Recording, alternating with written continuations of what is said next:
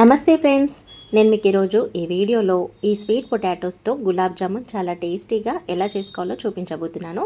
జనరల్గా sweet potato అంటేనే చాలా స్వీట్గా ఉంటుంది కదా. ఇంకా ఆ స్వీట్ పొటాటోతో గులాబ్ జామున్ స్వీట్ చేసుకుంటే ఇంకా సూపర్ టేస్టీగా ఉంటుంది. మరి ఈ సూపర్ టేస్టీ గులాబ్ జామున్ ఎలా చేసుకోవాలో లేట్ చేయకుండా వీడియోలోకి వెళ్ళి చూసేద్దాం. ఇంకా మనకు గులాబ్ జామున్ కోసం షుగర్ సిరప్ కావాలి కదా. దానికోసం స్టవ్ ఆన్ చేసి ప్యాన్ పెట్టుకొని ఒక కంటైనర్ ఇలాంటిది పెట్టుకొని దాంట్లోకి ఒక గ్లాసు షుగర్ వేసుకోండి. ఒక గ్లాసు షుగర్కి 1.5 గ్లాసు వాటర్ పోసుకోండి. అప్పుడు మనకు పాకం అనేది తొందరగా వస్తుంది. ఇలా షుగర్ వాటర్ వేసిన తర్వాత అది కట్టకుండా స్పూన్తోని ఇలా నిదానంగా మొత్తం చక్కెర కరిగిపోయేంత వరకు కలుపుకోండి. ఇక్కడ నేను చూపిస్తున్న విధంగా కలిపేసుకోండి. చక్కెర మొత్తం కరిగిపోతుంది. ఇంకా చక్కెర మొత్తం కరిగిపోయిన తర్వాత ఇలా ఒక 4 యాలకులు తీసుకోండి. యాలకులు తీసుకొని దానికి ఉన్న పొట్టు తీసేసి మీ ప్లాట్ఫామ్ పైనే, ఇంకా ప్లాట్ఫామ్ పైన అయినా పర్లేదు, పీట అయినా పర్లేదు, ఇంకెక్కడైనా ఇలా పెట్టి పొట్టు కూడా ఉంచుకోండి. పొట్టు కూడా మనం వేసుకోవాలి షుగర్ సిరప్లో. ఇలా చపాతీ రోలర్ ఉంటుంది కదా మీ దగ్గర, చపాతీలు చేసే కర్ర, ఆ కర్రతోని ఇలా మంచిగా నలిపేసుకున్నారనుకోండి, దానిలో ఉన్న ఫ్లేవర్ బయటకు వచ్చి సువాసన, సూపర్ వాసన స్మెల్ వస్తుంది. ఈ ఇలాచీ పౌడర్ అనేది మనకు కొద్దిగా క్వాంటిటీ ఉన్నప్పుడు మిక్సీలో వేసుకోలేం కాబట్టి ఇలా చేసుకోవచ్చు చపాతీ రోలర్తో. ఇంకా ఇట్లా రోల్ చేసుకొని మంచి మెత్తటి పొడిలాగా అయిన తర్వాత ఇది మనము షుగర్ సిరప్లో వేసేసుకోవడం, చక్కెర పాకంలో. ఈ పొట్టు కూడా వేసేసుకోండి, ఫ్లేవర్ ఉంటుంది పొట్టుకి కూడా. ఇలా మస్లైట్ పాకంలో వేస్తే స్మెల్ అయితే అద్రిపోతుంది. ఇంకా ఎవరైనా గుర్తుపట్టేస్తారు మనం ఏదో స్వీట్ చేస్తున్నాం ఇంట్లో అని. అంత మంచి టేస్ట్ వస్తుంది, మంచి స్మెల్ వస్తుంది.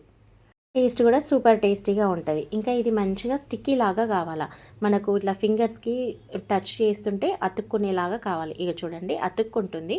ఇంకా చల్లారిపోయిన తర్వాత ఈ పాకము ఇంకా స్టిక్కీగా అవుతుంది. మరి ముదురు పాకం అవసరం లేదు మనకు. ఎప్పుడైనా గులాబ్ జామున్స్కి నార్మల్గా ఏ గులాబ్ జామున్ చేసుకున్నా మనకు అంత స్టిక్కీగా అవసరం లేదు. అది చల్లారిపోయేంత వరకు పక్కన పెట్టేసుకోండి. మళ్ళీ ఇప్పుడు స్టవ్ ఆన్ చేసి వేరొక ప్యాన్ పెట్టుకొని అందులోకి 1 టీ స్పూన్ నెయ్యి వేసుకోండి. నెయ్యి వేసుకొని మంచిగా కడిగేసుకున్న చిలకడ దుంపల్ని ఇందులోకి వేసి, స్వీట్ పొటాటోస్ని వేసి మెల్లిగా ఒక 2-3 నిమిషాలకు ఒకసారి వాటిని ఎగరేస్తూ ఇలా మనం ఉడికించుకోవాలి. జనరల్గా స్వీట్ పొటాటో అనగానే ఎవరైనా వాటర్లో ఉడికిస్తారు, కానీ అవంతా టేస్ట్ రావు.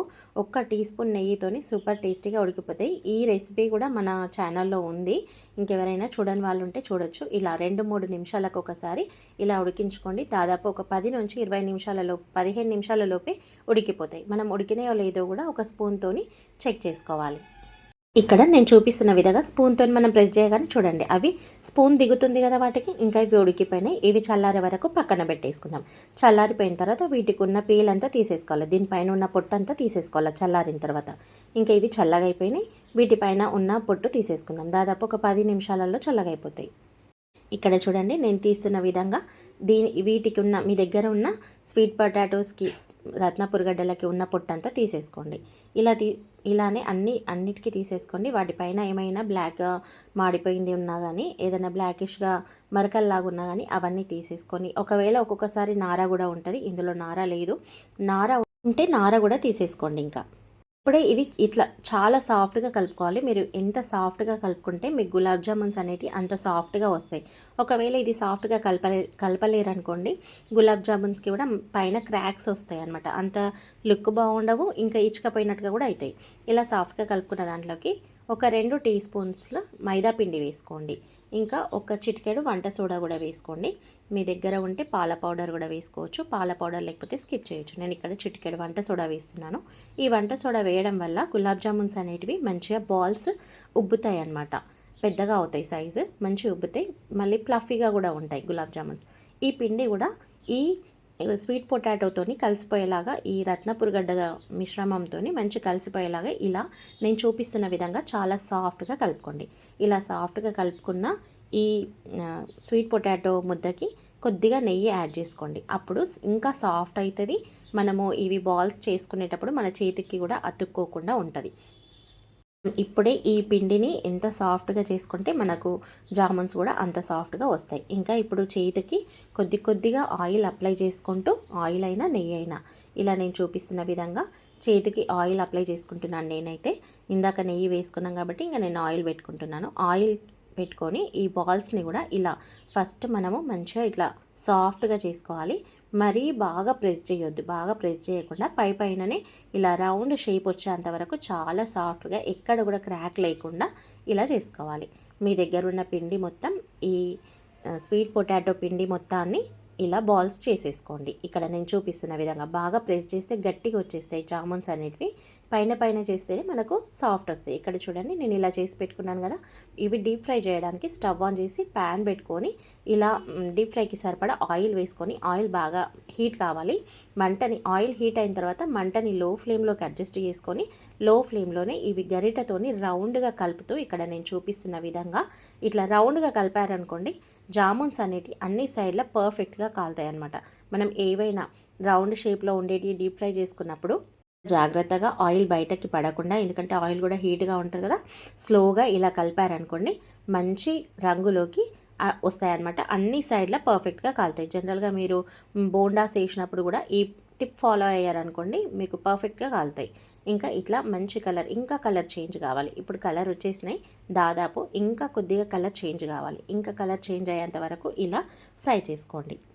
కానీ మంటని లో ఫ్లేమ్లో పెట్టుకొని ఫ్రై చేసుకోవాలి. హై ఫ్లేమ్లో పెడితే మాత్రం పైన కలర్ వచ్చేస్తాయి కానీ లోపల ఉడకవు.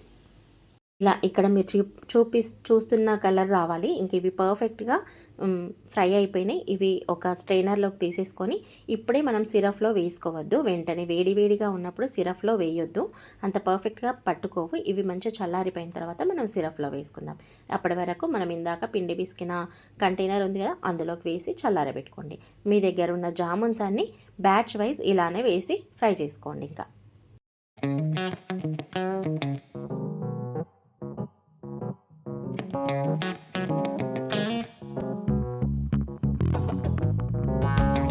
ఇదిగోండి ఈ కలర్లోకి రావాలి. ఎంత బాగున్నాయి గులాబ్ జామున్స్ కదా, చూస్తుంటే తినాలనిపిస్తుంది కదా. ఈ ఫ్రై అయిన జామున్స్ని ఒక కంటైనర్లకి తీసేసుకోండి. ఇక్కడ మనం ఆల్రెడీ ప్రిపేర్ చేసుకున్న షుగర్ సిరప్ ఉంది కదా, ఇంకా మనము ఈ జామున్స్ ఎందులో అయితే నానబెట్టాలనుకుంటామో అందులోకి వేసుకోండి. నేనైతే ఇందులో నానబెట్టాలనుకుంటున్నా కాబట్టి ఇందులోకి వేసుకుంటున్నాను.